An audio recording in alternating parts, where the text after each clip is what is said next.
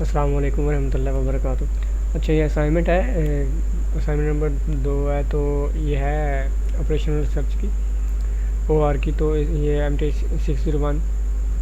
तो इसकी 20 नंबर की असाइनमेंट है और 31 अगस्त सॉरी 21 अगस्त इसकी लास्ट डेट है। उन्होंने कहा कि आपकी लेक्चर पे जो ग्रिप होनी चाहिए वो 29 टू 34 तक लेक्चर की आप ग्रिप होगी तो आपको असाइनमेंट अच्छी से हो जाएगी। और ये वाकई सही बात है कि एक तो असाइनमेंट जो है आई हुई, यानी जो सेकंड क्वेश्चन है वो 39 में से आया हुआ है, बाकी दूसरा तो मैंने नहीं चेक किया। तो इस ये क्वेश्चन दिए हुए हैं दोनों, तो डायरेक्ट आंसर पे सोल्यूशन में चलते हैं, वहीं पे जाके ये डिस्कशन करते हैं। मैं ये डिस्कशन नहीं करूँगा। इसमें कह रहा है कि determine the initial basic feasible solution to the following transposition problem using Vogel's approximation method. अब ये गूगल अप्रोक्सीमेशन मेथड जो है हमने यूज़ करना है। यूज़ करते हुए ये सारी ना सप्लाई और डिमांड की रिक्वायरमेंट जो भी क्वेश्चन में है, फिजिबल सॉल्यूशन जो हमने फाइंड करना है इसी को सॉल्व करके। अब हमने क्या करना है कि ये मैंने ना थोड़ी सी आपके लिए आसानी के लिए थोड़ी सी मैंने ना टेबल को कलरिंग दे दी है, क्योंकि ये टेबल मैंने काफ़ी सारे बनाए हुए हैं, हर स्टेप के बाद एक टेबल बनाया हुआ है, तो फिर मिक्सअप ना हो जाए। मैंने इसलिए ये इसको ब्लू दे दिया है, इसको ब्लैक है, फिर ये ग्रीन, ताकि आपको समझने में आसानी आए। तो पहले ये मैंने लिख दिया कि data given by table balance. पहली बात ये होती है कि इसमें आपने देखना है कि ये जो हमारे पास डाटा है, सप्लाई और डिमांड, क्या ये बैलेंस्ड है। अगर नहीं है तो वो और उसका फिर और तरीका है। फ़िलहाल जो ये बैलेंस है, ये टेबल जो है हमारे पास है बैलेंस है। कैसे बैलेंस है, अभी इनको देखो ऐड करके, ये सब इन चारों को ऐड करोगे तो आपके पास 34 आएगा। आप इस साइड से तीनों को ऐड करोगे तो तब भी आंसर हमारा 34 ही आएगा। अब वैम जो है, ये मैंने शॉर्ट फॉर्म लिख दिया है, गूगल अप्रोक्सीमेशन मेथड जो है, वैम जिसको कहा है। तो इसको कैसे करना है, आपको लग रहा होगा कि ये क्या बलासी लिखी हुई है, जिसने लेक्चर लिया उसको समझ आती है। तो हमने क्या करना है कि पहले हमने कॉलम में देखना है। कॉलम में सबसे लीस्ट वैल्यू देखनी, सबसे छोटी वैल्यू देखनी है।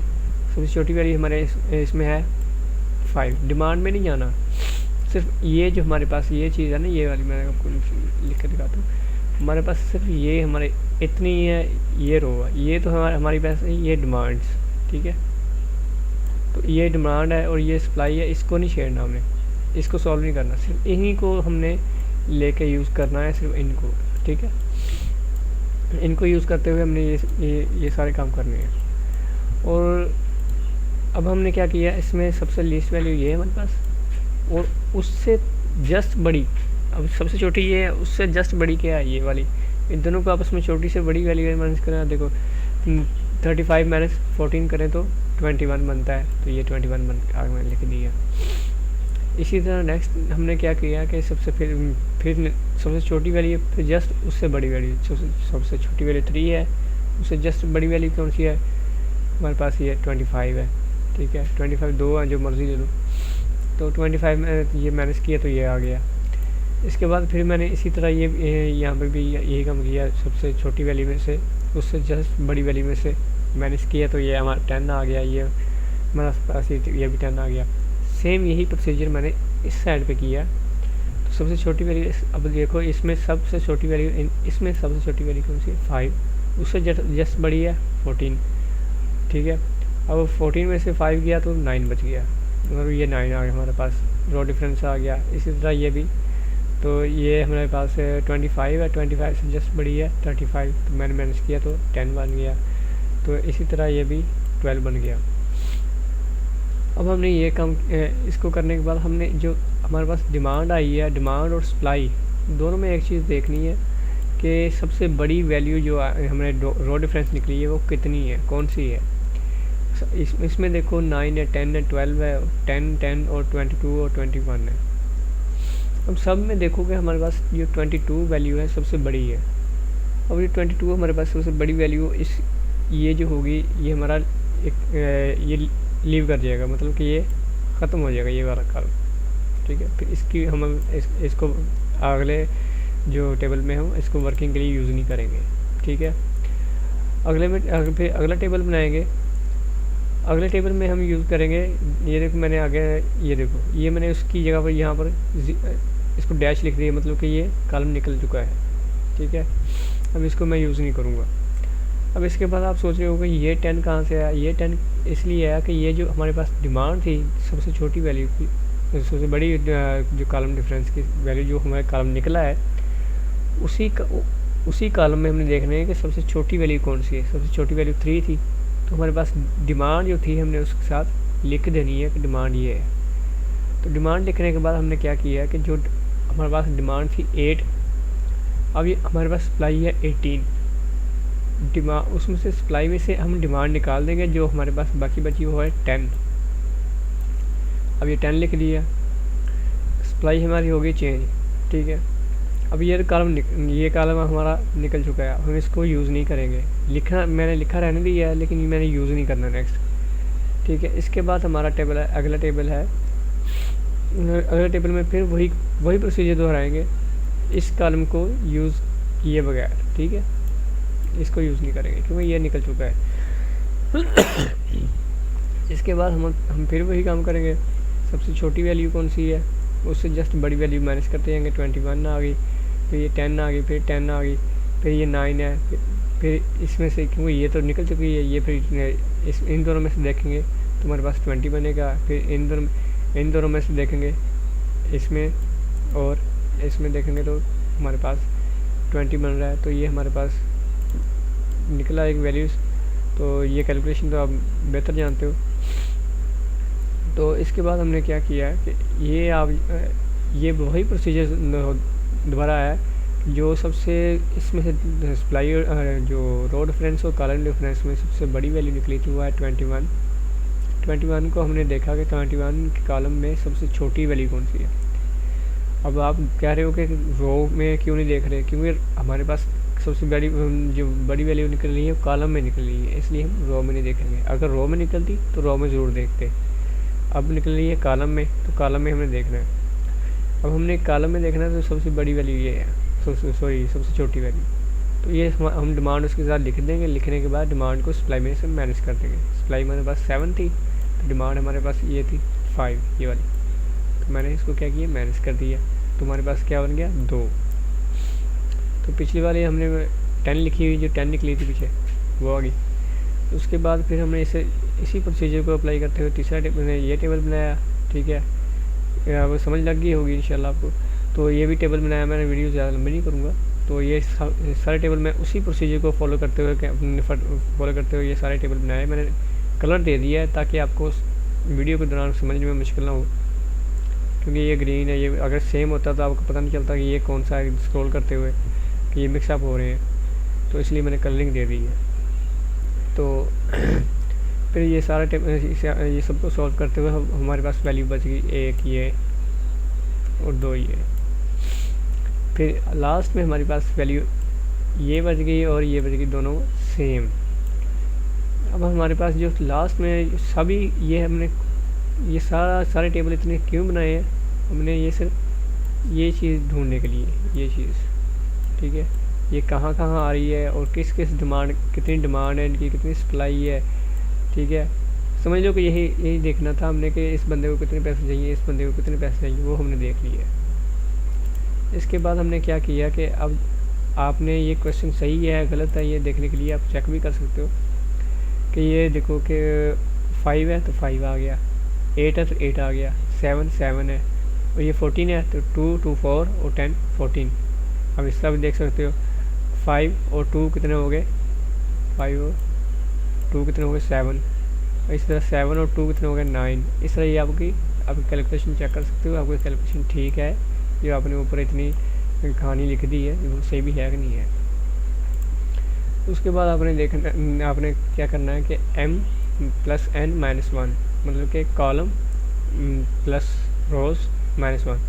अब कॉलम हमारे पास 4 थे, 1 2 3 और 4, और फिर इसके बाद रोज़ हैं, n रोज़ हैं, 1 2 और 3, दोनों को ऐड किया, -1 किया तो 6 आ गई।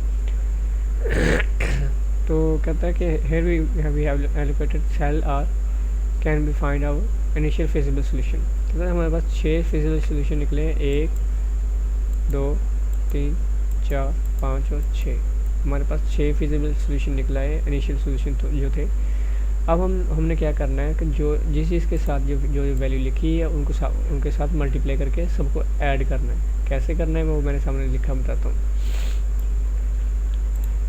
अब ये 14 multiply 5 plus 2 multiply 5 2 multiply 5, 35 multiply 7 35 multiply 7, 55 multiply 2 55 multiply 2, ठीक है। फिर इसके बाद 3 मल्टीप्लाई 8 है, 3 मल्टीप्लाई 8 है, 10 5 मल्टीप्लाई 10 है, 5 मल्टीप्लाई, आई थिंक यहाँ में मिस्टेक हो गई, तो ये ठीक कर लीजिएगा।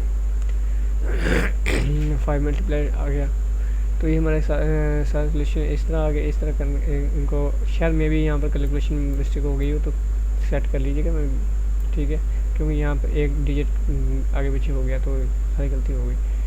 इसके बाद दूसरा क्वेश्चन है, write down the dual of the following linear programming problem. हमने इसका डुअल बनाना है और कुछ सॉल्व नहीं करना, सिर्फ इसको डुअल में चेंज करना है। डुअल में कैसे चेंज करना है कि इसका क्या है कि एक उसने कह दिया कि हमारे पास ये मैक्सिमाइज है, दूसरी बात उसके बाद सब्जेक्ट हमें दिया हुआ है, कहता है कि एक ग्रेटर देन जो है हमारे पास जो 4 है लेस देन है, और एक हमारा है इक्वल, ये है अनरिस्ट्रिक्टेड, ठीक है। तो अब इसमें कह रहा है कि अब हम जनरल फॉर्म में लिख दिया है। जनरल फॉर्म में लिख देने के बाद ये मैंने सारा का सारा क्वेश्चन दोबारा लिख लिया, ठीक है, ताकि हमने दोबारा लिखना था। हमने लिखा कि in maximization problem concentrate must be in. हमारे पास जो है सोल्यूशन जो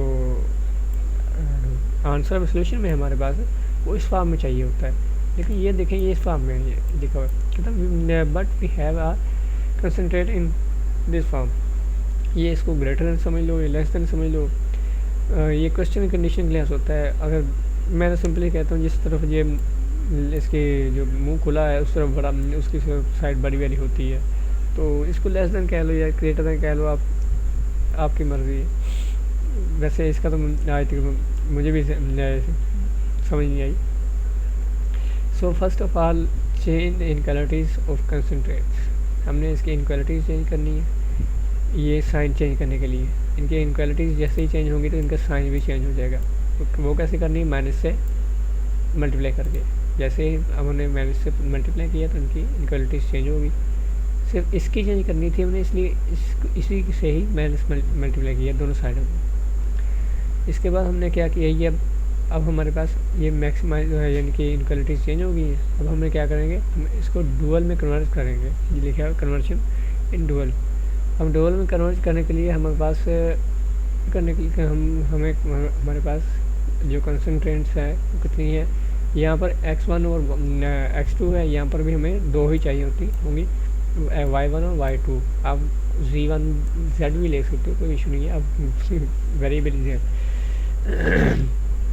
तो ये हमने 2 ले ली वेरिएबल्स। अब ये आप सोच रहे हो कि इसको z मिनिमाइज़ किया तो ये y -4 और +5 कहाँ से आ गया, ये आ गया -4, ठीक है, और ये आ गया 5। जब जैसे ही हम चेंज करते हैं तो ये लिखते हैं, तो ये इसके वेरिएबल के साथ ये वाली वैल्यूज़ आ गई। और कोफिशिएंट को मैट्रिक्स में हमने अब इनको चेंज करना है y में, तो कैसे करना है, अब मैंने इनको मैट्रिक फॉर्म में लिखा, -2 -3 3 + 4, -2 -3 3 + 4, तो तीनों आ गए। अब इनकी ट्रांसपोजिशन करेंगे। जैसे ही हम ट्रांसपोजिशन लेंगे इनकी मैट्रिक्स की, तो इस फॉर्म में बन जाएगा। अब ये इस फॉर्म में, अभी ये डुअल फॉर्म में चला गया। अब इनको सिंपल फॉर्म में जैसे था पहले वैसे लिख देंगे। अभी -2 आ गया, -2 y1 आ गया, +3 आ गया, ये दोनों ये। अब आप सोच रहे हो ये कहाँ से लिखा है। अब ये क्वेश्चन ओरिजिनल देखें कि ये ओरिजिनल ये पहले वेरिएबल के साथ क्या था, 1 था, दूसरे के साथ 2 था। अब इसके यहाँ पर चले गए हैं, इसके आपस में इन्होंने इंटरचेंज किया है, ठीक है। अब देखो पहले क्वेश्चन में हमारे पास ये इसकी जगह लेस देन ग्रेटर देन की जगह इक्वल की साइड पे वो साइड थे जो जी के साथ थे। अब जी ने वो ले लिए डिजिट, कहते हैं भाई मुझे दे दे, तो उसने अपने उसको दे दिए। तो यही हमारा डुअल था। तो आई होप कि आपको समझ लग गई होगी। कोशिश की है मैंने कि आपको क्लियर करके समझा दूँ, क्योंकि असाइनमेंट लिखना ही ज़रूरी नहीं होता, तो समझ भी आ जाए। तो अगर किसी तरह की असाइनमेंट में कोई मिस्टेक नज़र आई हो तो कमेंट करके ज़रूर बताइएगा। और डिस्क्रिप्शन बॉक्स में आपको मेरा व्हाट्सएप नंबर और ग्रुप का लिंक मिल जाएगा इंशाल्लाह। तो आप मेरे से रब्ता कर सकते हैं। किसी किस्म का मसला हो तो ज़रूर पूछिएगा। अल्लाह हाफ़िज़। अस्सलाम वालेकुम।